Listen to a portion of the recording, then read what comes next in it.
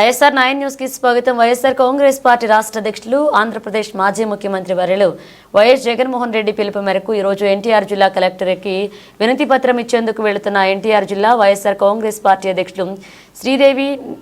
నేను అవినాష్, నందిగామ మాజీ శాసనసభ్యులు మొండితోక జగన్మోహన్ రావు, విజయవాడ పశ్చిమ నియోజకవర్గ YSR party in charge Sheikh Ashif, YSR Congress party రాష్ట్ర అధికార ప్రతినిధి వేల్పుల రవికుమార్, వైఎస్ఆర్ కాంగ్రెస్ పార్టీ రాష్ట్ర కార్యదర్శి ఇంటూరి చిన్న, పగిడిపాటి చైతన్యారెడ్డి తదితరులను ఎన్టీఆర్ జిల్లా కలెక్టర్ ఆఫీస్కి వెళ్తుండగా సివిల్ కోర్ట్ సెంటర్ వద్ద అరెస్ట్ చేసి బస్సులో నిర్బంధించి ఇబ్రహీంపట్నం పోలీస్ స్టేషన్కు తరలించారు.